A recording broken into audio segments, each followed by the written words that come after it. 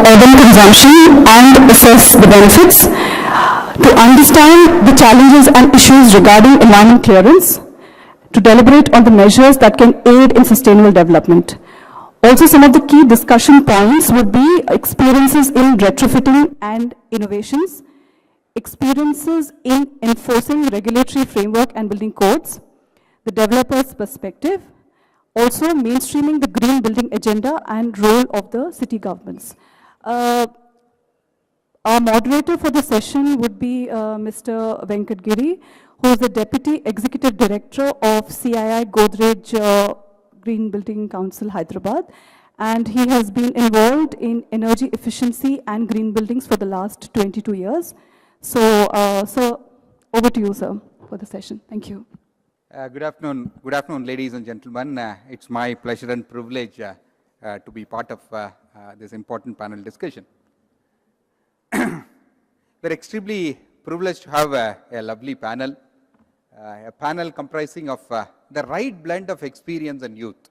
You know, you have people sometimes very old who have gone through huge years of experience, but who no longer handle things on the ground. You have people who are very young, who don't have the experience to back their the work which they are doing. We have a very unique panel, a panel with about 15 to 20 years of experience, who have done things on the ground, who know what they are speaking about, and who continue to be involved in what they are saying. It's something like people who are preaching what they have practiced and have been practicing and will also practice for some time in future.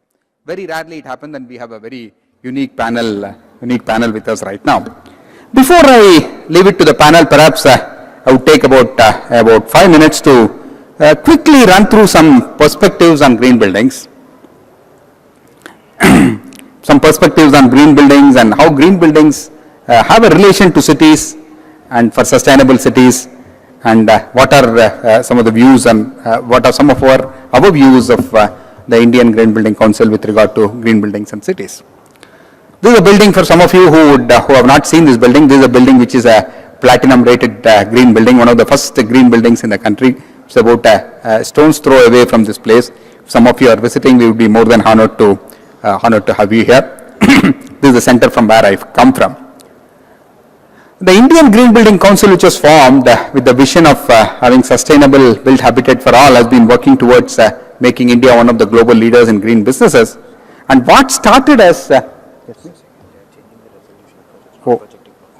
sorry. Yeah.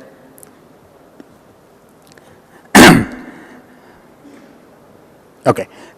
So what started off as one green building in the year 2003, right now we have crossed more than 2,500 green buildings with more than 2.2 billion square feet of green buildings in the country. Yeah. Should I? Thank you. So nearly about 2.27 billion square feet of green buildings are coming up all over the country. And we have a variety of buildings coming up all over the country with appropriate rating systems to take care of all these buildings. Having said that, this is what has happened in the last 10 years. But the best part is what is going to happen in the next 20 or 25 years. India is in a spree of growth and building. And what is going to be there by 2030, about 75% of that is going to be built in the next 15 to 20 years. So there is a unique opportunity for all of us to make them green by design. That's where this session assumes more and more importance. What is it that has happened differently in the green buildings? Over a period of time, we have been significantly able to reduce the overall electricity demand. The lighting power has been able to reduce. The equipment power has been brought down significantly over a period of time. And there have been significant amount of monetary and other benefits, environmental benefits, because of the green buildings. Not only green buildings reduce the impact, but also gone towards zero impact. You know, the Prime Minister has been recently speaking about zero defect and zero effect. Zero effect meaning zero environmental damage. So there have been some buildings which have been coming up in the country which have got a zero carbon footprint. The entire requirement of the electricity requirement of the building has been met through renewable energy. Variety of buildings, and corporate buildings, the Pollution Control Board of Gujarat, many of them have achieved this status. Having said all that, the environmental impact is fine. what is it cost to construct a green building? And over a period of time, the cost of the green building also have been coming down. The cost of individual products which go into a green building also have been coming down over a period of time. And over a period of time, what we aspire is all these individual green buildings should collectively become and get converted into a green city. Why green city? Because the urban population is growing and there have been large number of newer cities which are going to come up. Nearly about 200 to 302 townships are going to be expected in the next 3 to 5 years. There's an excellent opportunity to make all of them green by design. Before I close, I just would like to run through some examples of green cities, some examples of green concepts incorporated in cities. This is one area where we think we can make a significant progress. The city of Toronto has made it a bylaw to have all the new buildings of a certain area and above to have green roofs. I'm sure my friend Vishal, who will be speaking about it a little later, will talk about some of the experiences of green roofs. Green roofs can significantly bring down the overall electricity consumption in the building. Another area where we can make a significant impact is in terms of policies. The city, the Reserve city, where a policy initiative has led to the entire city hot water requirement being met through solar thermal water heating system. We have also done it in Bangalore, but such extensive implementation of a policy has significantly reduced the overall demand of the city. I'm sure our friend from China, Ms. Mona, would go into more details about such policy initiatives in China. Policy initiatives like carpooling, for example, an incentive for carpooling in the city of Washington DC and city of Atlanta, they say has significantly changed the habit of people to do more and more carpooling and reduce the overall consumption of fuel consumption for going to work and other places for traveling. It has significantly reduced the environmental pollution on account of cars. Bicycling lanes, Hyderabad also started doing it. We have made some small beginning, but we have a long way to go to reach the levels of Copenhagen and then some of the other cities of Europe. Water and wastewater are going to be big issues. We have a long way to go to reach the levels of Israel or Singapore in terms of recycling as much amount of water and reusing them more and more effectively. Advertisements, hoardings are significantly going up, and particularly in the cities, and the power consumption towards them have been also going up significantly. There are opportunities to reduce the power consumption by converting them to LEDs. Significant amount of work has been done in some of the cities, resulting in large amount of benefits. Closer home, we have the city of Chennai implementing a policy initiative to do rainwater harvesting, which has significantly improved the groundwater level and reduced the impact on water scarcity in the city of Chennai. About 5 years back or 6 years back, CIA did a study on water consumption and the amount of money spent towards water in Chennai. You will all be very surprised to know that an average middle class family in Chennai spend more money towards water rather than milk. This condition, of course, still continues. The water problem has not been fully solved, but to a large extent, rainwater harvesting has significantly reduced the impact of this problem. Waste is another area where we have a long way to go. The city of Pune has done some phenomenal efforts and significantly reduced the problems on account of that. Green belt, all cities are becoming concrete jungles. The city of Singapore has got 66 square meter of per capita green space. On the contrary, the garden city of Bangalore has got only about 16 to 17 square meter. Maybe New Delhi has got about 20 square meter. We have a long way to go. These are all some of the areas where we have to do significant amount of work. Mixed land use development is another thing which is catching up globally as well as in India to facilitate sharing of infrastructure and reduce the urban sprawl and urban travel. Probably this was something which was there inherent with us. Earlier in the Indian context, people used to say, "Niche dukan, upar makan," which meant the mixed land use development. You had your workspace and the place where you live very close by, so that the amount of distance you travel has been significantly reduced. Recently, somebody had come out with a slogan. Earlier, we used to say, "Home is where the heart is." Now they say, "Home is where the job is." So by having a mixed use development of the land, we can significantly reduce the urban sprawl and the impact of environmental impact of such urban sprawl. There have been large number of land development which is coming up as green townships in the country, and CI also has been working with them. So ladies and gentlemen, the point which I am trying to impress upon you is green buildings have got a major role to play in the greening of cities, and this is going to be more and more important as India is poised for significant amount of growth in the next 15 to 20 years. And a wise combination of technology, financing, policies, and learning from international experiences can make a significant impact in terms of converting our living places into something which is green, which is environment friendly, which is also gives a very good quality of life. Having said that, let me now take the privilege of introducing our panel of speakers. As I said earlier, we have a brilliant panel. Which has a unique blend of experience as well as youth, an experience of say about 15 to 20 years where they know what they are talking about, and they are still practicing what they are going to speak and preach about. Let me introduce the speakers one by one. The first speaker whom we have got is Ms. Mona. Ms. Mona is the Director of China DSM and Energy Efficiency Project, Natural Resources Defense Council, China. Whenever we speak about a new concept in any of the industrial forums, one of the things which we do is to draw some parallels, to give some examples. And whenever I give an example of China, people always sit erect and start watching and start noticing. I'm sure your presentation of what has been done in China, I'm sure will enthuse our participants, make them sit up and see if we can replicate or innovate upon them and implement it in India. Ms. Mona is the Chinese Program Deputy Director at NRDC. She has been working extensively on demand-side management and energy efficiency project. Since 2009, she has been working with central and provincial governments on promoting and scaling up DSM projects in China. Prior to NRDC, she has worked at the US Pacific Gas and Electric Company for 17 years, focusing on energy efficiency and program implementation, as well as focusing on emerging clean technologies.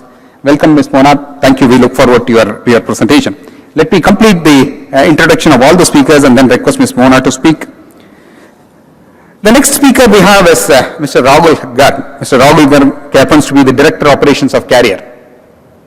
Carrier is to air conditioning. Carrier and air conditioning are almost synonymous. We can even say Carrier is to air conditioning what perhaps Hyderabad is to biryani, or maybe it's something more closer than that. He is going to present to you about the business perspective of going green, the business which keeps things moving, the business perspective, the potential for energy saving by going in for newer technologies, how attractive it is, and how that money which has been saved because of such energy efficient technologies can lead to more and more benefits. He is the Assistant Director of Operations and Portfolio Management at Carrier Air Conditioning. Before that, he was Director of Business Development Asia HVAC at Johnson Controls. The next speaker we have is Mr. Ramdas Shenoy. He is the Executive Director Marketing and Business Excellence of GIPS. In the book In Search of Excellence, Tom Peters says there are two types of people. There are people who have got a lot of creativity. There are people who have got a lot of capability to innovate and do things on the ground. He says creativity is good. All of us have ideas. But there are very few people who take that creative idea, innovate it and implement it on the ground. We have an excellent example in the case of GIPS and Mr. Ramdas Shenoy to represent GIPS. It is through such people, such innovators who take creative ideas and implement it on the ground. They make things possible. He is GIPS, of course, as you all know, has been involved in geothermal cooling, a significant technology which can substantially reduce the overall energy consumption. He is a production engineer and an INSEAD alumni. He has he has a passion for building brands in the B2B space, and I think we look forward to your presentation, Mr. Shenoy. Bernard Shaw once said, people who can do, people who can't teach. A very derogatory definition for teachers. But we have some rare breed of people who do, who can do, and who also teach. We have, in the case of Vishal Garg, a person who does as well as teaches, and he does both of them extremely well. So we are very privileged to have Vishal to be a part of this panel. Vishal is a professor at International Institute of Information Technology at Hyderabad, and he has been working in areas of lighting, heating, air conditioning, fuzzy logic controls, intelligent building, and IT in building sciences. He would be speaking about how a green building can together, large number of green buildings together can contribute to the composition of large number of green buildings in a city can contribute to a greener city. Last but not the least, it's the policy which keeps things growing. The policy is the one which ensures that whatever levels of standard which you have achieved is being maintained at the state level, at the municipality level, or the national level. We have Mr. Raj Kiran, who is a professor of energy program at Administrative Staff College of India, who is going to speak about how policies can ensure cities to become green, buildings to become green. Policy is the one many times which can make things happen. India, we have made significant strides in the wind energy. We are the third or fourth largest in the world in terms of wind energy. What is it that made wind energy possible within a short period of time? It was one policy of 100% accelerated depreciation in the first year, which made such large installations of wind turbines within a short period of time. So policy can create miracles. So we have Mr. Raj Kiran speaking about how policy initiatives can make a difference. He is currently an associate professor on the energy area at ASCII. ASCII has been leading in several of these policy areas, and Mr. Raj Kiran's interest is in rural electrification, policies and regulations in power sector, distribution management, electricity markets, renewable energy, and IT applications in power sector. So, ladies and gentlemen, you all would agree that we have a brilliant panel. Only thing is there's a little shortage of time. We have 5 speakers. May I request all the 5 speakers to take about 10 minutes to complete their presentations. Then perhaps once they complete their presentations, we will open out the panel for discussions. Without much further ado, may I request Ms. Yu Mona, Director China DSM and Energy Efficiency Project, National Resources Defense Council, NRDC China, to make her presentation, please. Ms. Mona. Ladies and gentlemen, join me in welcoming Ms. Mona. Good afternoon. It's a pleasure to be here today. As you heard earlier, I've been working in China since 2009, and so I'm living and working in Beijing right now. A lot of the times people ask me, what's your impression of Beijing? And I have to say, usually the first thing that comes to my mind, the picture in my head is gray on gray. Big, gigantic concrete and steel structures shrouded in a gray mist of smog.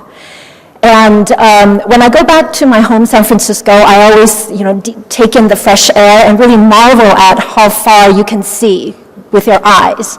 And when I return to Beijing, I always have to brace myself for the thick smog that is sure to greet me when I exit the airport. My friends in Beijing tell me, you're too pessimistic. You should cheer up. We're actually seeing a lot more blue sky days in Beijing now. And I hadn't counted, but I do wonder, are we really seeing more blue sky days in Beijing? Perhaps. It's no doubt that China has actually made huge economic progress in the last 35 years, but it also has paid a price in terms of the quality of its air, the environment, all due to the tremendous energy growth. You can see that China's energy growth has climbed a steep curve, and it's still growing, and it's expected to still grow to on this picture, 2035, before it actually levels off. So what can we do, and what has China done? There's no doubt that China has made remarkable achievements in energy efficiency. There was a recent report from the World Bank that actually China contributed to about half of the world's energy savings in the past 25 years. So that's very significant, and those are very impressive numbers. And how did China do it? say the first thing, and first and foremost, really, it's the government commitment. China has set national energy and carbon intensity reduction targets. In its current 5-year plan, it's slated to reduce its energy intensity by 16%. And that's on top of the 19% energy intensity reduction that it achieved in the last 5-year plan. And China has enacted energy conservation laws, policies, and regulations. It has set up these mandatory obligation programs as well as voluntary programs. It has backed up its policy objectives through financial subsidies and by supporting industry, and obviously in the buildings with energy efficiency code standards and labeling. But that's really not the most significant thing of all. What's really significant I want to tell you about is that China has this unique target setting and allocation process where the commitment starts at the top with national targets and programs, but then the targets flow down to the provincial level, and all the provincial governments are assigned specific targets, and the government officials have the responsibility of making it happen. And in fact, their performance in their annual review is actually hinged upon how well they actually comply with the targets. But of course, everything really happens at the local level. So it's really the local implementation and the local governments that are contributing to those goals and making it happen. And aside from target setting, China also has a very results-driven evaluation process. Again, it's very much top-down, having the central government sending teams of experts to the provinces to evaluate how things are being done. And there's a very metric-driven scoring assessment process. But coupled with that, China is also starting to develop these energy consumption data reporting platform that is being used to monitor how enterprises are using energy and how well those enterprises are helping the government reach their targets. So let me give you an example in terms of building code compliance. China actually set its first building energy efficiency standards in 1986. So from 1986 on, China actually has revised the standards a couple times. But fast forward to 2001, the Ministry of Housing and Urban-Rural Development decided to actually check on how well the buildings comply with the codes. And this was done in 2001. What the Ministry of Housing found was that only 5% of the buildings actually comply with the codes at design phase, and only 2% of the buildings comply at the construction phase. So this is 15 years after the codes were implemented, and we only have 5% at design and 2% at construction. So fast forward a few more years, the Ministry of Housing and Urban-Rural Development decided to implement this annual review starting in end of 2004, and the first results were reported in 2005. So here again, they sent teams of experts to the provinces to check on the buildings that were constructed and how well they comply both at the design and construction phase. And what they did was they actually published the results. They ranked all the provinces in order, so the ones that are on top are recognized, and the provinces at the bottom, they realized they had better get to it. So you see, just between 2005 in the first year and 2006, there's a significant jump, certainly at the design phase, from 53% to 96%.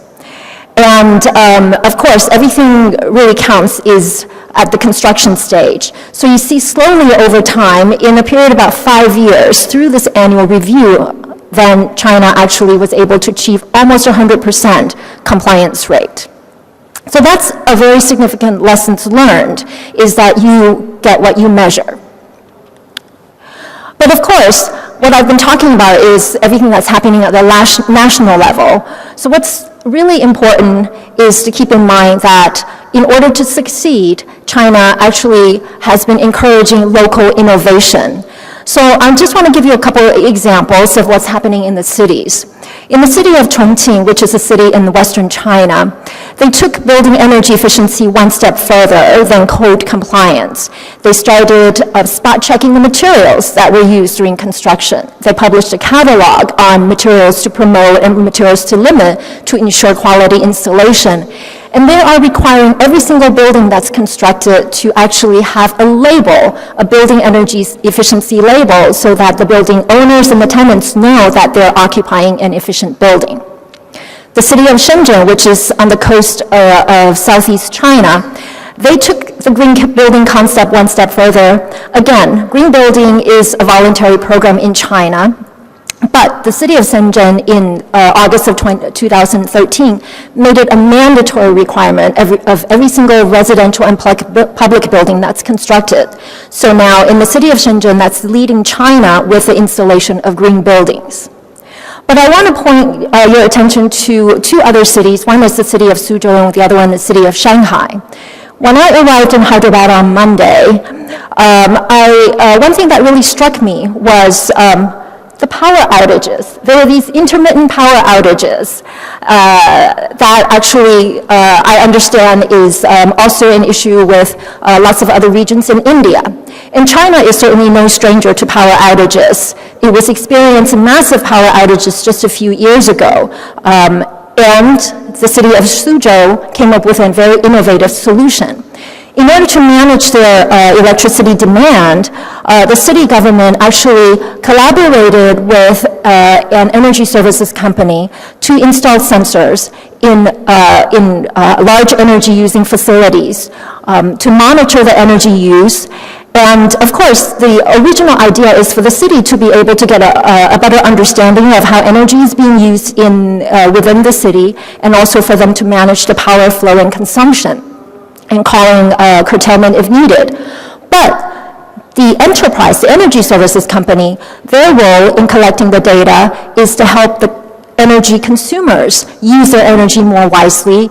So now they're sitting on mounds of data that they can use to actually help the buildings and the industries realize where the opportunities are and achieve those energy savings targets. And the city of Shanghai took it one step further. They too have been sub-metering buildings and also installing this energy monitoring platform. But they have also initiated a demand response pilot this past summer. So now you have buildings that are under monitoring, but now being also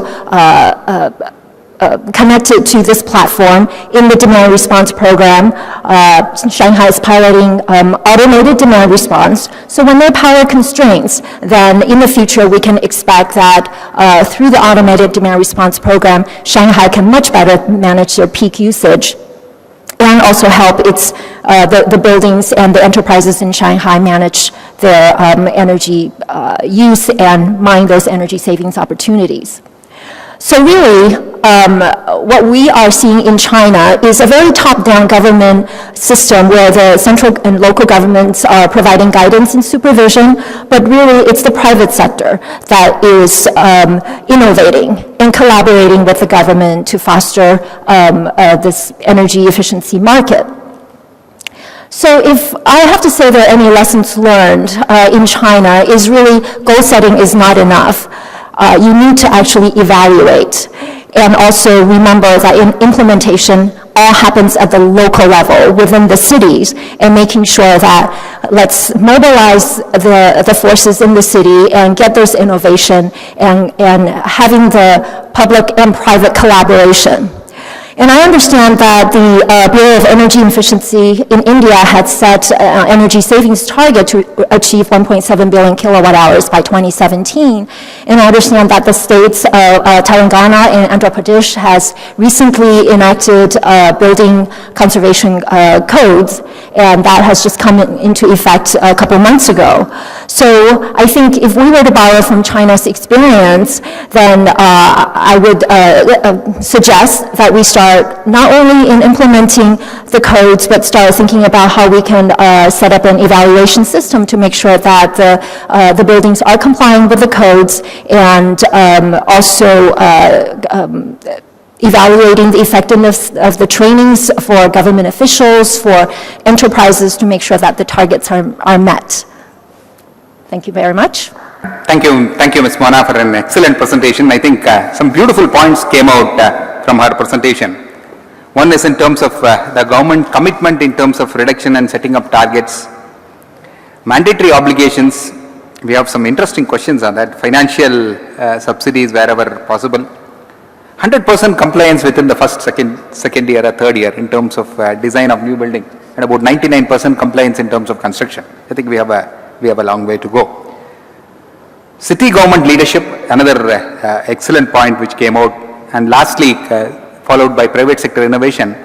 And she mentioned another very important point, that goal setting alone is not important, but to continuously evaluate to see where you are going on a continuous basis. That's extremely important.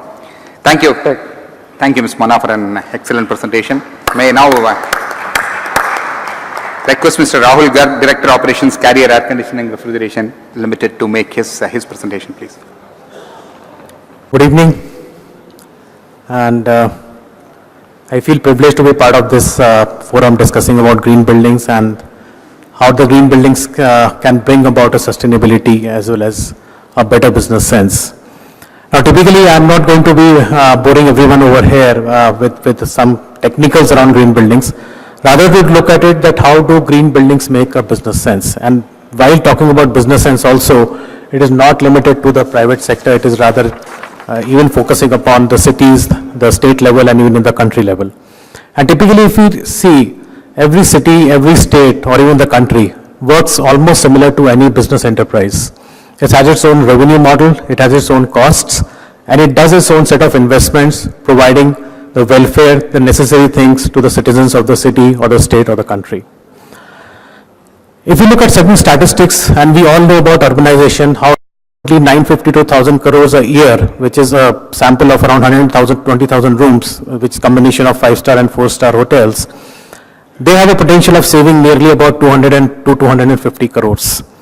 So on a business enterprise level, 200 crores, 250 crores becoming free in a year, there can be a lot of development. I think the recession or the tightness, economic tightness, would be a statement of the past. When we go down to the history of green buildings, and that is where I think the economics of green buildings comes into picture. We just heard about a great story on green buildings. I would just reiterate that. Year 2000, I think the whole thing started with one building of 20,000 square feet. Year 2013, we're talking of 2,285 buildings, and I just now saw around 2,700 buildings, close to about 1.72 billion square feet, starting from 20,000 square feet. So it's been a great journey. Still, the penetration level of green buildings is just 5% in India. So there's a long journey to go. The triggers of green buildings are also, we are seeing the market triggers are also now becoming positive. So practically, again, this is more around the global data, which includes the new and retrofit construction of around 60 countries. What we see, the demand from the client side has been consistent. It has been consistent in 2008 to around 34%. In 2012, it still is around 35%. People believing that it provides lower operating cost. In 2008, around 17% people believed in it. Today, now more than 30% people believe in it.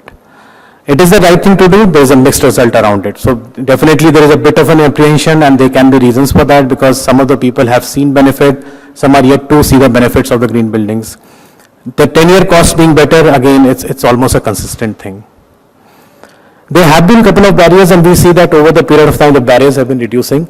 The first barrier, whether it makes business sense, the 49% people felt in 2008 that it does not make business sense, but now it's only 32% people. So they have the number of people who are now accepting green building as a norm is increasing.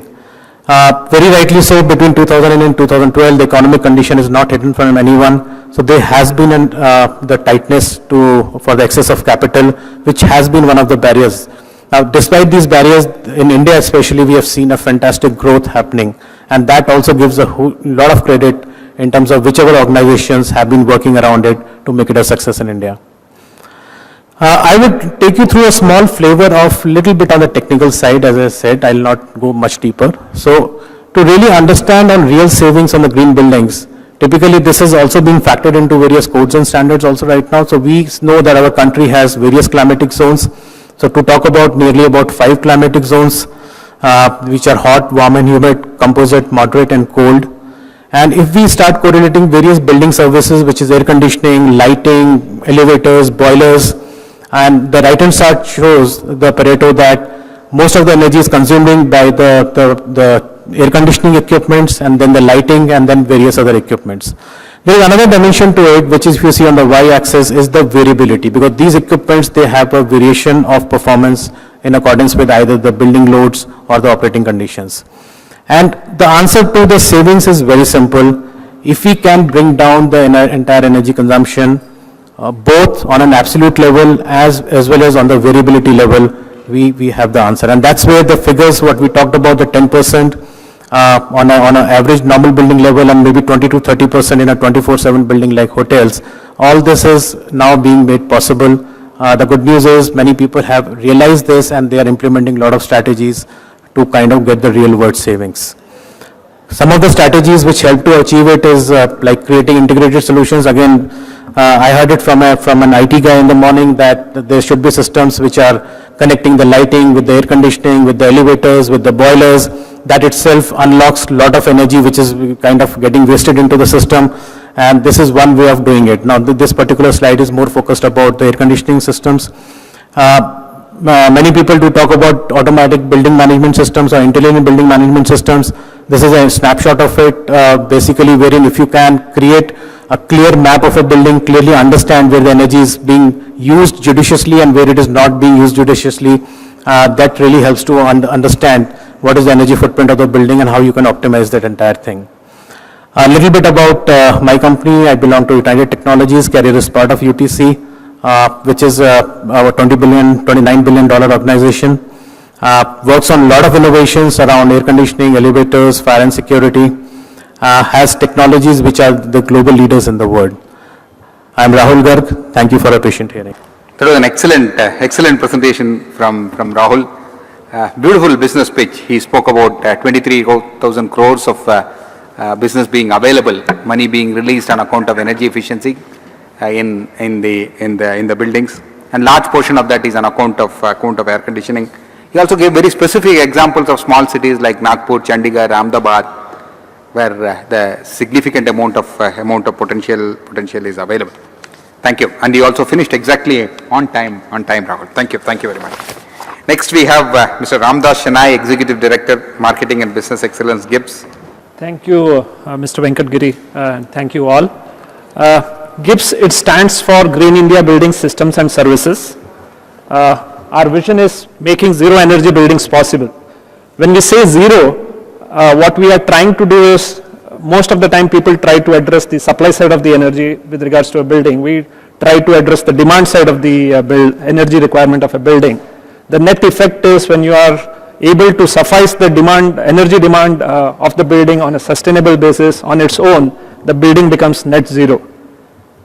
How we make GIBS, in terms of buildings more energy efficient, as Rahul was pointing out, in terms of the major energy guzzlers in building, the HVAC, the lighting and the hot water.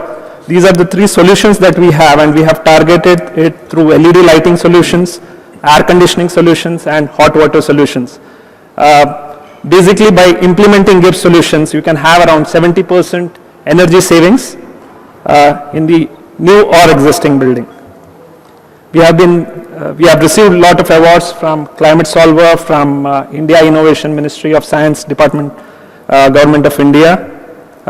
We started off with hospitality sector and then we have ventured into other sectors too.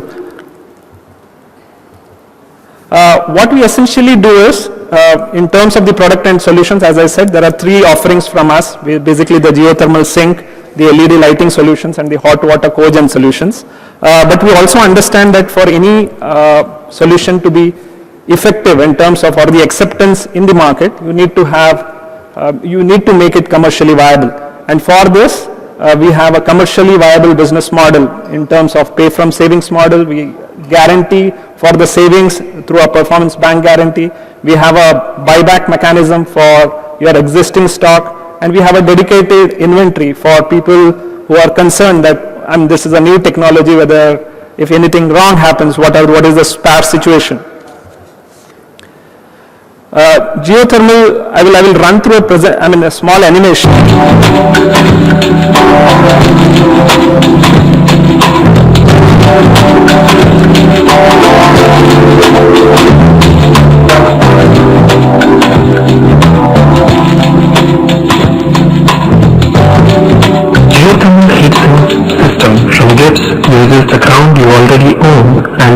the energy efficiency of the building using difference in temperature between outside air and the ground. The ground is like your own solar panel absorbing 50% of sun's energy, which keeps the ground temperature constant at 23 degrees centigrade. In summer, when the outside temperature varies across the various cities in India, say 32 degrees at Mumbai to 40 degrees at New Delhi, the ground is constant at 23 degrees centigrade. To exploit this temperature difference, holes are drilled anywhere between 15 meters to 35 meters to have a system of piping called loop feed.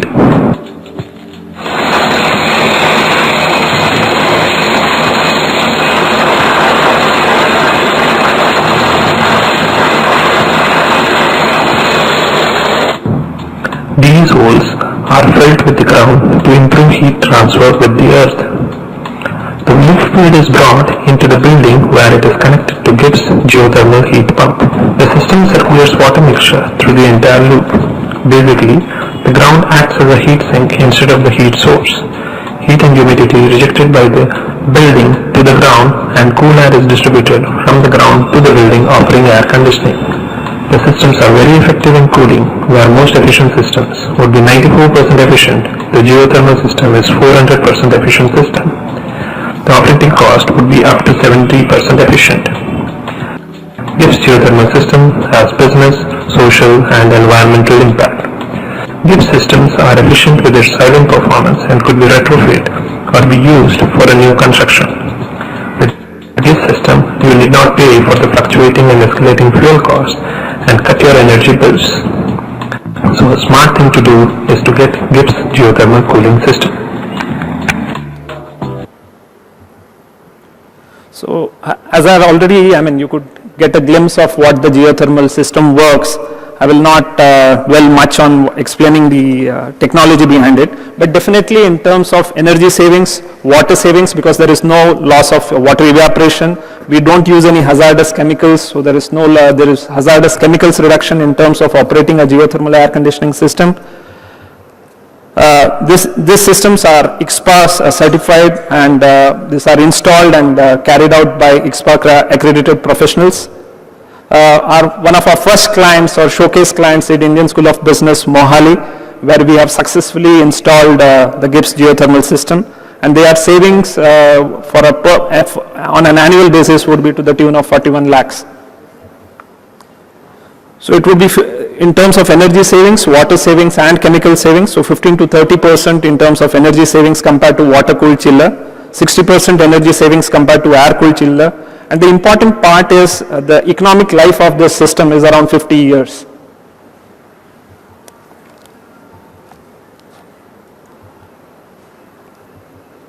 The next solution that we have is the hot water cogeneration solutions. Now what hot water cogeneration solution is, what it essentially does is, suppose you imagine a window air conditioner. On the one side you will get a cold air and on the other side you get a hot air. If you stand outside a window air conditioner, you will get a hot air.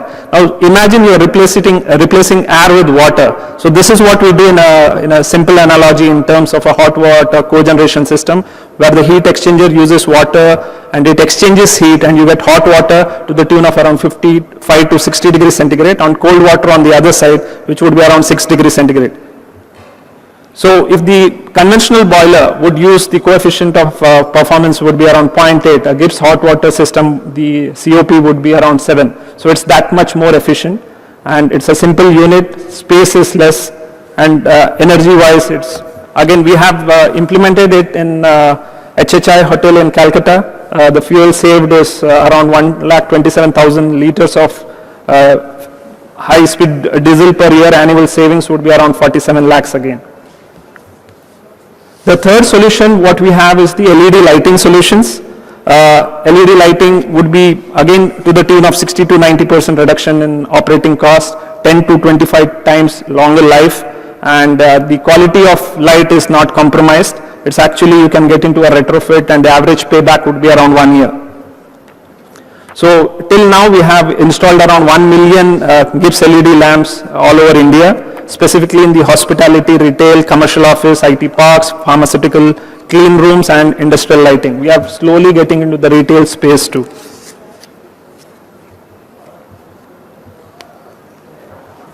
So these are some pictures in terms of the Spencer's retail LED lighting offerings that we have installed.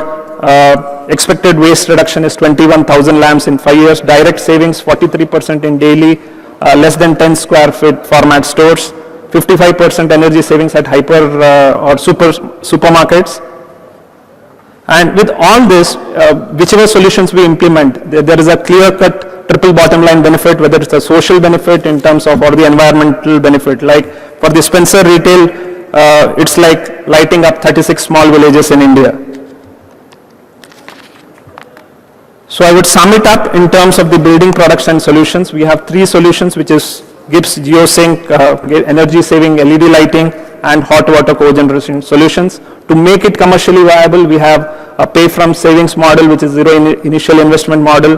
You have a performance bank guarantee for the savings. You have a buyback for conventional existing systems, which we buy at a customer from the customers at a fair market price, and the non-working systems are routed to e-waste management companies.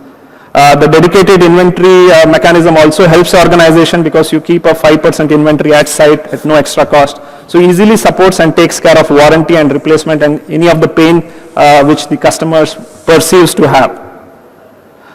One thing I would like to conclude is in terms of the vision of the organization is zero energy buildings possible. But then whether you call it as a green city or a smart city, end of the day, if we want to take it or carry this out as a movement, then we should also have a vision like Shunya Urja Bharat, I mean zero energy India kind of stuff, where you can actually look at something where the country becomes sustainable on the energy front. Thank you. Thank you, Mr. Naik. That zero Urja looks very promising and attractive. You know, Emery Lovins in his brilliant book, Natural Capitalism, he talks about companies and businesses building not only financial capital, social capital, but also over a period of time, natural capital. You know, so a business, when it keeps on generating natural capital, there is no conflict with the environment and the society. One brilliant example of a small country called Puerto Rico, where they have a very nice rule for water discharge. They say the quality of water discharged from any factory has got only one condition. This should be better than the water they intake.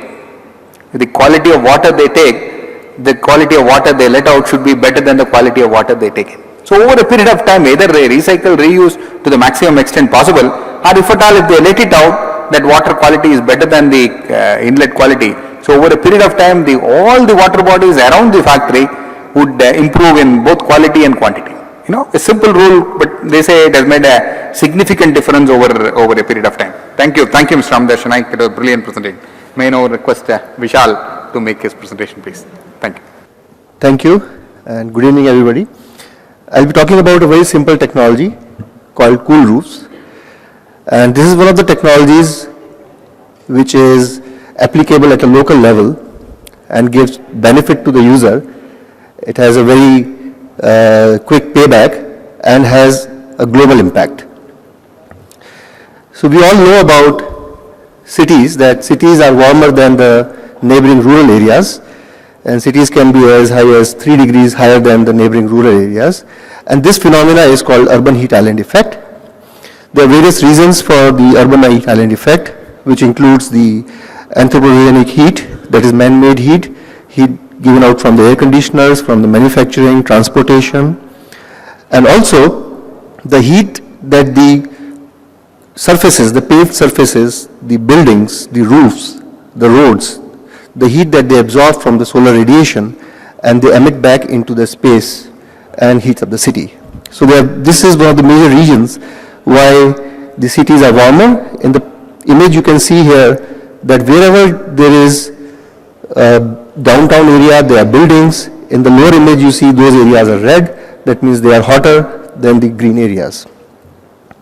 So what are the problems? The problems are that our cities become warmer, it increases the requirement of air conditioning, it makes the unconditioned buildings uncomfortable, and it has higher impact when it is peak summers. It increases the magnitude and duration of heat waves in the city. There have been several deaths because of heat waves, and some studies have shown that the people who live in the higher floors of the buildings with black roofs are more susceptible to such risks. So it is well established that the heat in the city is impacting the people's life. There are various things that can be done to reduce the urban heat island effect, which includes trees, vegetation, cool pavements, and cool roofs. So I'll be focusing on cool roofs in today's presentation. So what is a cool roof? A cool roof is a reflecting surface on the top of the roof as compared to a normal roof which is gray in color, and this white surface reflects the solar radiation back into the space and absorbs less amount of solar radiation, maybe about 20% solar radiation, as compared to a normal roof which will absorb 70 to 80% of the solar radiation. So what is the benefit? This higher solar reflectance sends the incoming solar radiation back to the space in the short wave form itself. It doesn't absorb and re-emit in a long wave, and therefore it can pass through the atmosphere, and it doesn't heat up the city, it doesn't heat up the atmosphere. So this is a very simple technology. I think we all know it from our traditions. So the roof which has high reflectance will help. However, the roof should also have high thermal emittance. That is, it should have a high capability to remove the heat when it is absorbed, and higher the number of emittance on a scale of 0 to 1, better it is. There is another index called SRI which takes into consideration both the properties of the cool roof, that is the reflectance and emittance, into one parameter. So what are the benefits of cool roofs? First and foremost, it reduces the electricity consumption in it enhances the comfort in unconditioned buildings. It saves energy in air conditioning in conditioned buildings. It reduces the size of the air conditioners. It reduces the urban heat island impact. It offsets the CO2 and delays the global warming. It extends the roof life, and the roof insulation requirement reduces. So how does it make the indoors comfortable? Obviously, when we are not absorbing the heat and not transmitting it in the building becomes more comfortable. And obviously, if the building is air conditioned and less heat is coming inside the building, the air conditioning consumption would also reduce. More important is about the urban heat island effect. So the radiation that comes into the earth, some part is reflected by the clouds, some part is reflected by the ground. The remaining part is absorbed by the ground and then re-emitted in long wave, and this long wave cannot escape the atmosphere, and because of which there is heating up of the surface. Now the cool roof does a negative radiative forcing. It sends the radiation back outside the atmosphere and helps us cool the cities as well as at a global level. So what are the estimates? The cool roof reflects light, offsetting the heating effect of CO2 emissions. A white roof of about 1,000 square foot cancels out the impact of 10 tons of CO2. So it's as good as saying that you have removed 10 tons of CO2 from the atmosphere till the roof remains white. So that is the equivalence. And if we do cool roofs throughout the world, we can offset 24 billion tons of CO2, and it is as good as saying that get rid of 50% of the cars in the world. So that is the impact. And this impact can be achieved very, very simply at a city level if we make rule, if we say that all the cities, they should have the roofs white. There are several materials available. It is nothing new. Actually, in India, it has been a tradition. Many of the architects, they laugh at me when I say about cool roofs. What is this? What are you talking about? These are simple China mosaic roofs. They are whitewashed. We all know about it. Yes, we all know about it, but somehow we are missing it now. I believe because of the air conditioning. The buildings are getting conditioned, so we are comfortable, so we really don't bother about whether the roof is black or roof is white. Earlier there was no air conditioning, so the only way to cut the heat ingress was, the first line of defense was to make the roof white. Now, not only the building owner is getting benefited, we are talking about global benefits now. So there are lots of new type of materials available, cool shingles, cool paints, tiles. Interestingly, cool colors are also available. It's not necessary that the roof has to be white. If the roof is sloping or if there is a chance of getting glare in a neighboring building, we can also get colored cool roof. So you can see there are two sets of colors here. Both are visually same, but the top row is cool color and the bottom row of the tiles are normal color. So we can get a colored tile which will look black, but actually it is cool because it reflects a lot of infrared radiation. So a lot of studies have been done to find out what is the impact of cool roofs. And one of the studies that we did in Hyderabad, we found that there is a saving of about 14 to 20%, 14 to 26% on air conditioning when we switch from a black roof to a white roof, and about 10 to 20% when we switch from a gray roof to a white roof. Obviously, this saving is only on the top floor of the building. So if only one building is doing it, only the top floor will get benefit. But if all the buildings in the city are doing this cool roof, then the city temperature comes down by 1 degree or 2 degree, then the whole building will get benefit of air conditioning savings. In one of the studies recently done, we studied the impact of cool roof in a rural school.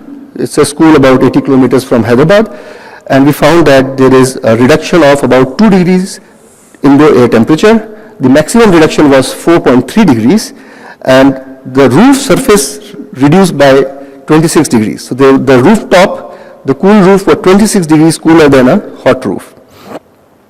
It increases the comfort hours in the school, and therefore it is possible to have schools running a little longer. No need to switch or shut down the school at 12 o'clock. They are closing the school at 12 o'clock when the summer starts, and then they have a long summers also, so they can have extended hours. There is a cool roof calculator which is available, in which anybody can go and put the data about their building and find out how much energy they will save by the use of cool roof for most of the cities in the country. So one of the experiments that was done by LBNL in India was to find out whether the reflected radiation actually goes to the space or is it again absorbed by the atmosphere. So this is one of the questions that most of the people ask. Okay, you put a white roof and you claim that this radiation will go back to the space. How do you know? Maybe it is absorbed by the atmosphere. So this study was done in Pantnagar, and through a satellite, it was observed what is the radiation that reaches the satellite. And it was found that 60% of the reflected radiation actually reaches the satellite. That means only 40% of the reflected radiation is absorbed by the atmosphere, 60% does go out. And that validates the models which they are working on to find out the impact of cool roof on global warming. There is one large scale observation. There is a city, there is a region in Spain, and this has lots of white surfaces. You can see here this is a big region which is having white surface, and interestingly this region is becoming cooler every 10 years by 0.3 degrees, and the neighboring region is becoming warmer by 0.5 degrees. So every 10 years this region is becoming cooler by 0.8 degrees, and in 20 years it has become cooler by 1.6 degrees. So it's a very interesting observation. That means cool roof is actually making the area cooler, and it is reducing the impact of global warming. So I'd like to conclude by saying that cool roof has impact at 3 levels. At the building scale, where it reduces the cooling demand, improves comfort, and increases life of the building roof. At the urban scale, it lowers the temperature, improves air quality, reduces electricity demand, and reduces the heat waves. And at a global scale, it is as good as offsetting CO2 and reduces the global warming. So there are some resources that you can refer. Thank you. Thank you, Vishal. Vishal always makes a very passionate pitch of, for cool roofs. You know, when we are all children, a very interesting question used to be asked. Why do white ambassador taxis consume less fuel than black ambassador taxis? None of us knew about cool roofs or reflection in those days. After a lot of struggle, the teacher used to say, because the white ambassador taxis are less in number. But then a few years back, actually Professor Chu, when he became the energy secretary, he started pitching in for replacement of black limos in the US government with white limos. He made a very passionate pitch for both cool roofs as well as these type of initiative. Thank you, Vishal. Jokes apart, it was a brilliant presentation on cool roofs, how things can significantly improve by very small measures. Small measures which have been in existence in India. He spoke about how all our roofs are earlier with all whitewash, we were able to maintain a very cool roof and cool surfaces, which we lost over a period of time. Thank you. And now we have the last presentation, Professor Raj Kiran from ASCII. Thank you, Mr. Venkatagiri, and good evening to everybody.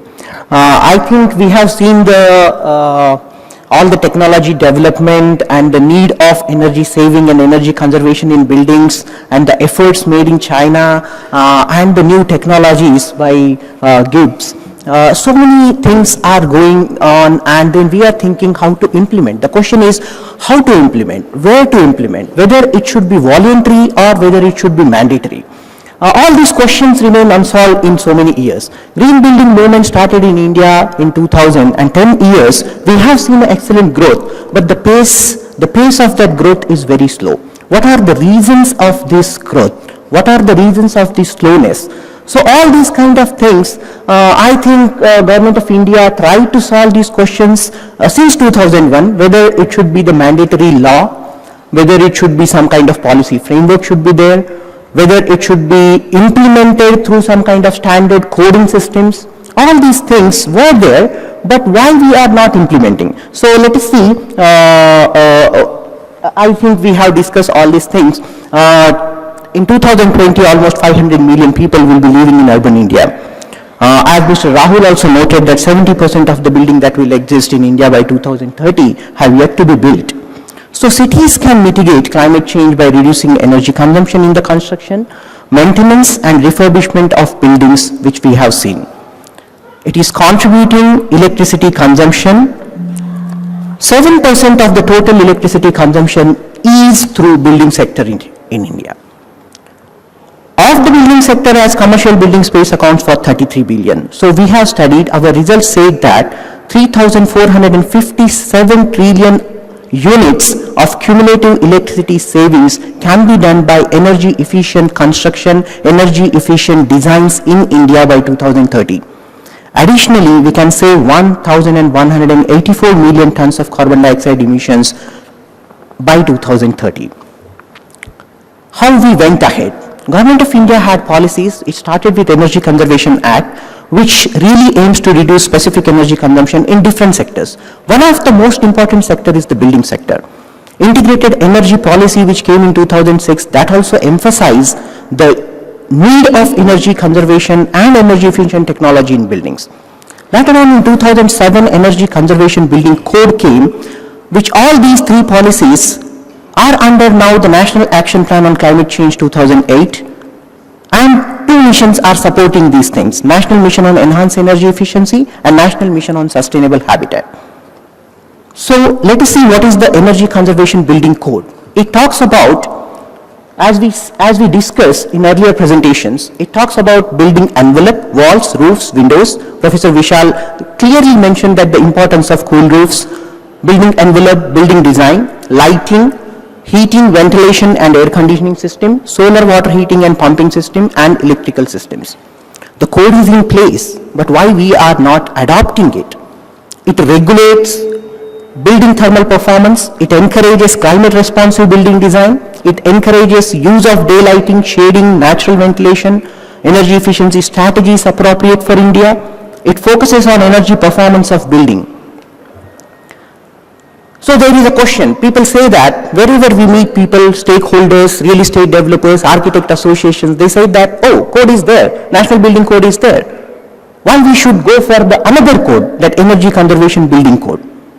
It might be complex, and the problem is, as we have seen, there are two missions under which umbrella these things are going up, that National Mission on Enhanced Energy Efficiency and National Mission on Sustainable Habitat. These two missions are being conducted by two separate different ministries, Ministry of Urban Development and Ministry of Power. So Energy Department says that, oh, this building code should talk about energy related things, so it should be in the hands of Ministry of Power. Whereas Urban Development Department controls the construction approval, building design approval, occupancy approval, everything is in the hands of municipal administration departments in the country. So they said that we follow National Building Code rather than Energy Conservation Building Code. It is complex, we don't understand, our municipal engineers don't understand these things because it talks about all HVAC electrical component.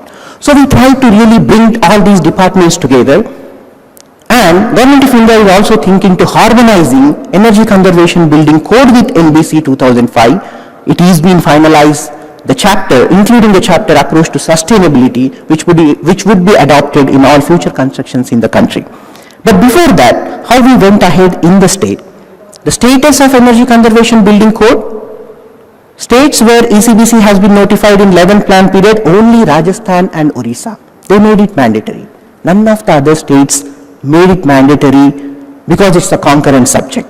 Real estate developers, they are saying that there is an incremental cost and split incentive problem is there. Why we should construct energy efficient buildings where the energy usage component is in the hands of the clients or the people who are using that building.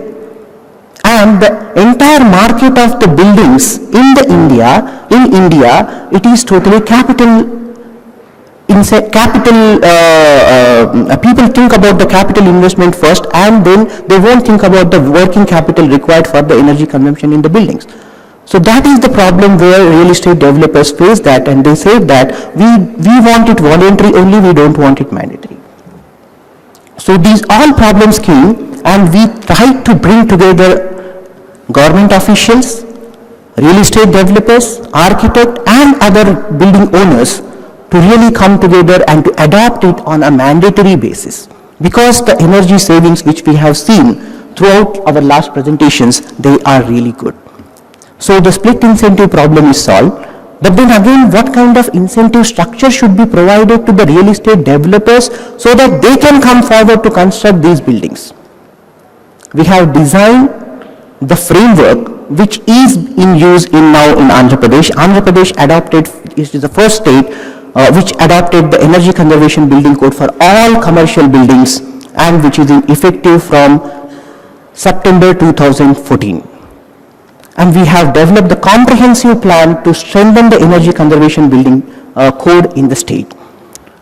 Ministry of Urban Development, Ministry of Power, Department of Energy, urban local bodies, town development offices, urban development departments, together with real estate developers, all came together to adopt this code as on a mandatory basis. So lessons we have learned: creating a sense of urgency for Energy Conservation Building Code at the highest level, preferably at the state heading level, chief secretary level. So it was driven by that particular point, and then people came together to adopt it. Institutional complexity and ownership. So people say that it is not municipal administration department thing, it's energy thing. So we solved that and then gave the responsibility to the urban development department at the state level. Then the problem of understanding the complexity of other components, electrical, HVAC, that is being solved by third-party assessor model. We said that, okay, if this kind of capacity is not there in the municipal administration department, we can have a third-party assessor model. Third-party assessors, which can be architect firms or mechanical, electrical and plumbing firms, will get empaneled to the municipal administration department and state nodal energy agencies. They will be empaneled there, and these people can give the certification after checking whether the new building is going to be the Energy Conservation Building Code compliant or not. So there are again questions. There are two stages where municipal administration department can see the compliance. The two stages are, the first stage is the building design approval, construction approval stage. So third-party assessor can give the certificate, and after checking that certificate, municipal administration department can give the construction approval. The second stage is at the occupancy certificate, whether the building is being constructed according to the building energy conservation building design or not. Then third-party assessor will give that certificate. After checking that certificate, Municipal Administration Department will issue the construction occupancy certificate, and after that building can be occupied. So these things we have taken care, and then code adaptation should be made applicable in town planning department. Incentives are split. Real estate developers they were very keen on the incentives. They actually demanded the fast track approval system. Government of Andhra Pradesh adopted the fast track approval system if owner comes forward with the more energy efficient, it's 1-star, 2-star, 3-star, 4-star and 5-star energy efficient building. If more than 1-star, if any real estate developer come forward for more than 1-star, then fast track approval systems are given. But real estate developers in state, they are somewhat unhappy that government has not mentioned the particular time period for that fast track approval system. We are bringing the amendment to give that fast track approval system within the some kind of time period, so that incentive structure can be taken care by. Code should be made mandatory at the national level, linked to various reform structures, and with the Bureau of Energy Efficiency support and UNDP support, we have developed extensive capacity building program. We are training almost 600 municipal officials, engineers, architects in the state to create that awareness about energy conservation building code. So the comprehensive structure has been developed, and I think this is the way where we can push the policy of energy conservation in the country with the holistic approach of addressing each and every concern, right from the real estate all the stakeholders, including real estate developers, government officials, architects and other people, and creating that awareness and creating certain kind of incentive structures to the system. So that is the case study of Andhra Pradesh, and we are really looking forward for the 100% or 95% of the compliance which has been shown by China people within next 2 to 3 years. Thank you. That was a very nice presentation on implementation of ECBC in Andhra Pradesh. Excellent. Lot of very interesting points he brought about. Commitment at the highest level, a department to take care of the implementation, to be incorporated at the town planning level, incentive structures to be weaved in, to be made mandatory, have something to say, right? Capacity building so that people are available to help builders build ECBC compliant buildings, as well as assessors who can assess whether they have met the code or not. The question of voluntary versus mandatory has been plaguing us for time immemorial.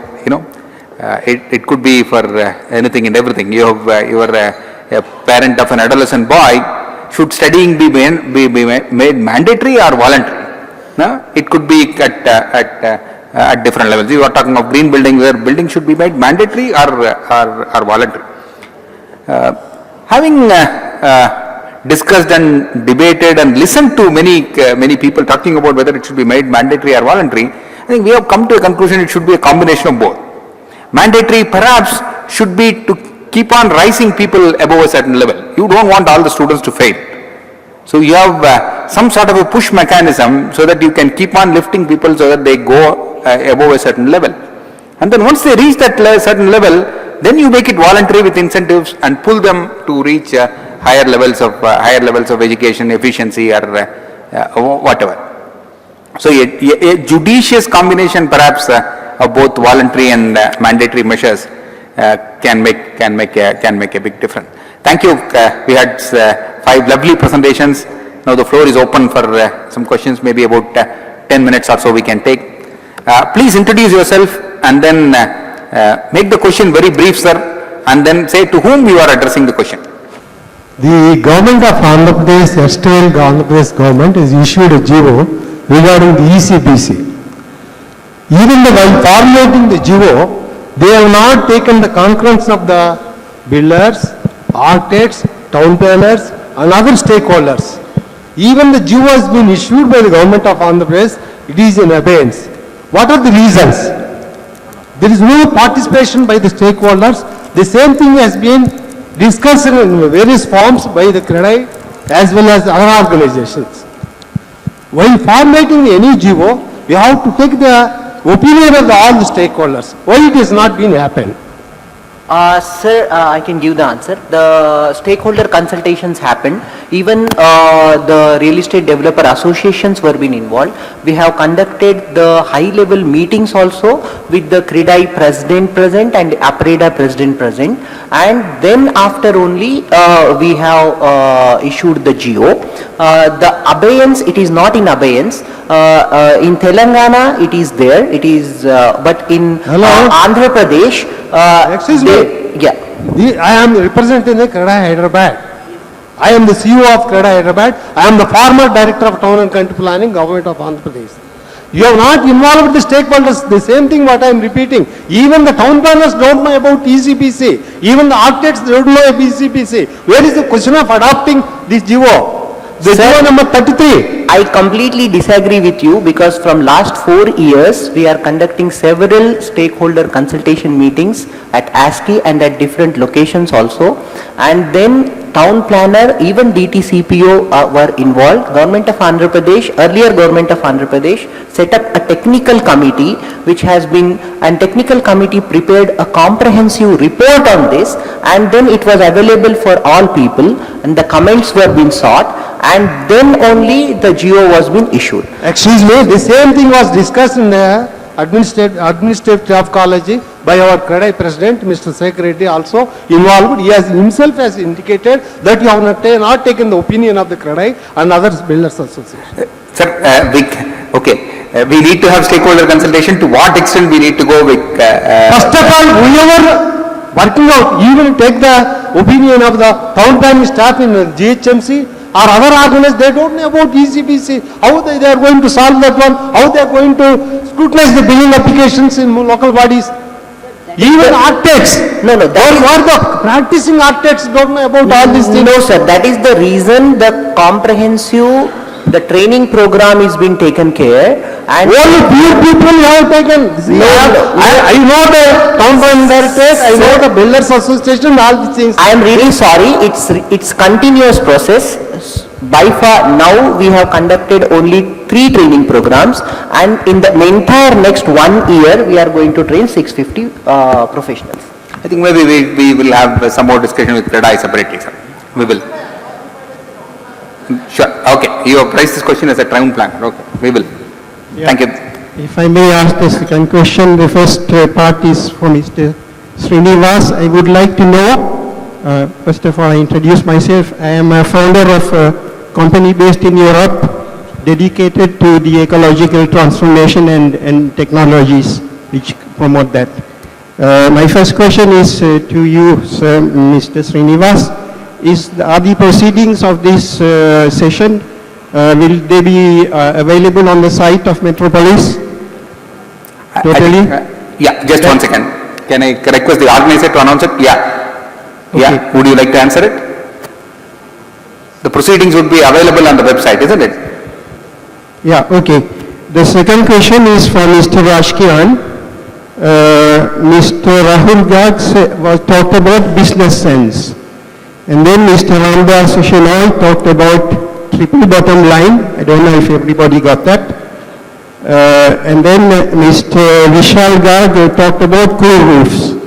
The first question to Mr. Rajkiran is, have you done any comparative studies of the different technologies that are available for reducing energy use, energy demand, and for reducing the CO2? Because if I connect to the first, to the second remark about triple bottom line, that means business sense in the sense of looking only at the financial result is totally inadequate today, and we have to look at the result, the economic, financial, the environmental, and the social.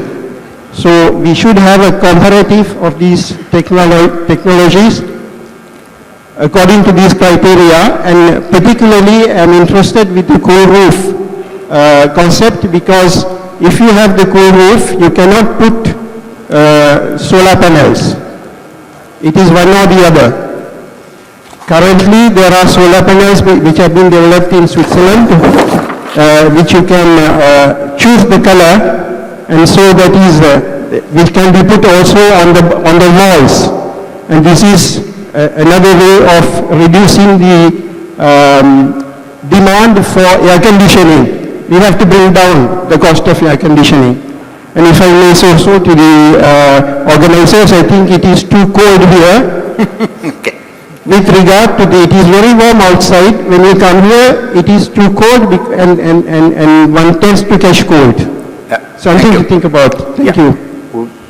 Would you like to take it? I'll answer only one question. Yeah. Hello sir, the case studies been made, several buildings been considered, and we have issued the several case studies. Today also we are going to issue one book in which the case studies are mentioned. After this session you can have that book also, you can see that book. It is for the you can pick that book and then take it. So those kind of studies are being analyzed, and then the technical committee in Andhra Pradesh considered to go for energy conservation building code. And I think for cool roofs and other studies, I think I request Professor Dr. Vishal Garg to. Sir, you are right. If we already have photovoltaics on the roof, the cool roof will not play the same kind of role which it would have played when the photovoltaics were not there. However, I would like to mention two things here. So basically, the maximum radiation in a building is falling on a roof. We can put three things there. We can put photovoltaics, or we can put green roof or cool roof. Either of them will help reduce the heat ingress. However, if we put cool roof and photovoltaics together, there have been some studies which have shown that cool roof reduces the heat ingress but also increases the efficiency of photovoltaics because of two reasons. Number one, because of the diffuse light from the cool roof, the photovoltaic tend to get more solar radiation and the performance goes up. And because the cool roof remains cooler than the normal grey roof, the photovoltaic is exposed to a little lesser temperature than it would have been exposed to. And as we know that the output of a photovoltaic panel reduces with the higher temperature, so there is a marginal increase in the photovoltaic performance if the cool roof is there. But you are right, overall economics is not as good as if the PV was not there and only cool roof was there. Yeah. Any other? Yeah. Yes, ma'am.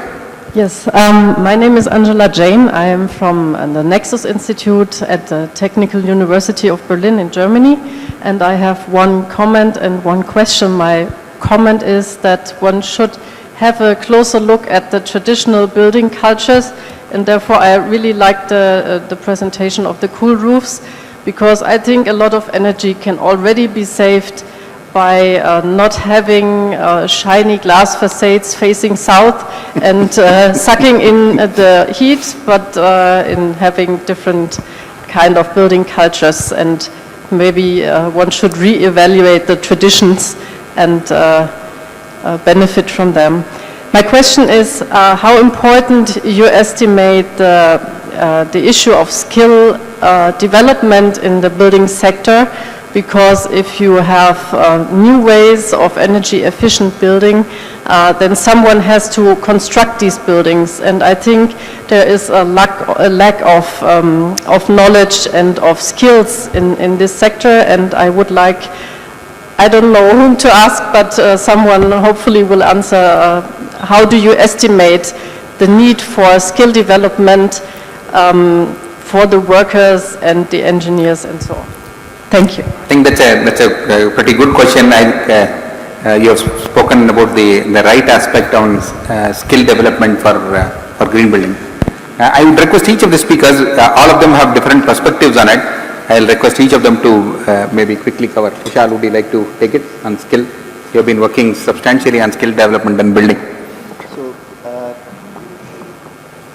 I'll particularly like to cover more on the energy simulation aspect of efficient building design, because that is where we are working. And one of the biggest challenges in India for implementation of ECBC and also for green buildings is the energy simulation that is required by most of the buildings to achieve the energy credits or to achieve the minimum energy efficiency. And that becomes a bottleneck, and there is a huge requirement to teach building physics, to teach skills, and also to give analytical abilities for the people to use tools not only for the code compliance but also for designing efficient buildings. So not just use the tool for preparing a report and go for code compliance. So we are working very actively in that area, and we have done about 40 workshops on energy simulation. Maybe I'll request others to talk about their areas. As I spoke, the capacity building program for particularly the understanding of energy conservation building code and codes that is being organized by the support of Government of India in the state. And at the national level, we are designing the basic particular requirement of at the lower labor level also, which is being created by, which is being given by ITI education, it's industrial technical institutes in the country. So changing the syllabus to really adopt these kind of new technologies and then work on that. So that kind of syllabus changing is happening in the country under National Skill Development Program also, and under Department of DGET it is called, and they have given the extensive program to change the syllabus, and after 20 years they are changing this syllabus, and I can say we are actively involved, particularly in the field of electrical, civil and mechanical and production things. So that is I can give the information to you. Ms. Mona, would you like to add about skill building and what has happened in China? Can we take some lessons from it? Skill building definitely is a very important aspect. Certainly the Ministry of Housing and Urban Rural Development, they do have training programs for the government officials who are doing the code compliance checks. But I would say also there is a great need for training across the board, not just the government officials who are doing the code compliance, but certainly the architects, the builders, the real estate developers who are actually constructing the buildings, designing the buildings. So I would say that is really a critical aspect that needs to be addressed. Would like to add? Yeah. I would like to recoin the word lead with regards to skill development. I would call lead as learn, execute, enforce and develop. Now, when you do some learning, adapting it to the Indian environment and then execute those projects, people will start understanding what these projects are, enforcement about all this code and enforcement that, and then this whole system gets developed. We'll have a lot of people who understand what this green code, and it becomes an actual movement. I think for a technology company like us, the skill development is definitely a very big area of focus. So while there is a whole lot of skill and knowledge which is deployed to come out with the technology products, I think the real challenge lies when you have to execute and when you have to operate them. And what we find that the difference of performance can be as high as 30 to 40% on account of possibly lack of skills. One very common example which exists in India is that even if the buildings are deploying integrated or intelligent building management systems, after a certain point of time these systems stop working, or people who are operating them are not very comfortable doing that. Now, to overcome this challenge, we have embarked upon very well defined programs to engage with the building users. We at times take them through best operational practices. We at times create knowledge sessions where the people of the industry can discuss these best practices and share with them. It's an ongoing journey, a very tough and a very difficult path basically, but the good part is that even organizations like us do realize the importance of that, and we are following that path both internally as well as externally. Thank you, thank you. Any more questions before? Yeah, that would be the last question, ma'am. Please. Hello sir, I am a student of Town and Country Planning coming from Pune. We have discussed about the solutions that will reduce the heat energy reflected from the roofs, from the air conditioning systems on the buildings. But do we have any sustainable solution for reducing the heat energy reflected back from the roads and the paved surfaces till yet? Roads. Roads and the paved surfaces also. Paved surfaces. Yes, there are a lot of efforts after roofs on the paved surfaces. So, say for simple example, instead of having a black tar road, if you go for a cemented road, though the difference is not much visually, but that also makes a difference because the reflectance would change from 0.8 to 0.7. We don't want to have too much of reflectance on the paved surfaces because it will give glare. So generally 0.65, 0.6 is the reasonable reflectance that can be there on the roads. And in the paved areas, if we have porous pavements which will absorb moisture, that can also help in reducing the heat island effect. There can be greenery, shade. We can shade the paved areas and have more porosity so that they retain the moisture. So there are various ways by which we can improve the pavements also. Thank you, sir. I think, thank you. If there are no more questions, then I leave it to Sapna for... Sure. Thank you, sir. Our distinguished speakers will now release a book titled Transforming Cities, Building Energy Efficiency Lessons from Hyderabad. This has been compiled and prepared by ASCII and the NRDC team. So, and the books are also available, those of you interested outside the hall. So, may I now request our speakers to please release the book. Thank you. I think all of you should join me in releasing this book.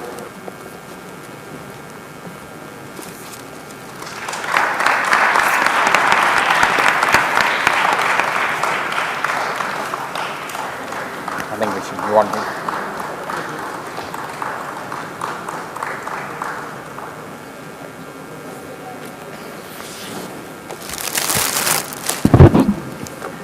Thank you, speakers. We now would like to give away I would request Mr. Venkatgiri to please give away the mementos to our speakers, please.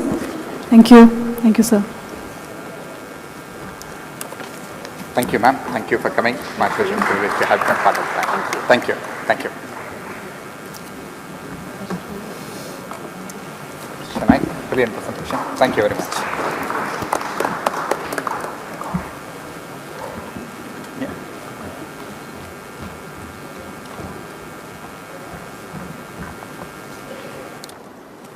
Sagar, thank you. Thank you.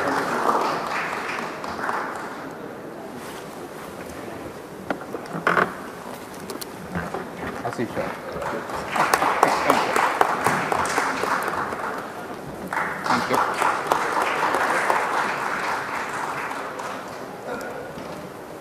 I now request Professor Rajkiran to please know the memento to Mr. Venkatgiri, please. Thank you so much. Thank you. Thanks, sir. Thank you, the audience, and thank you, our distinguished speakers.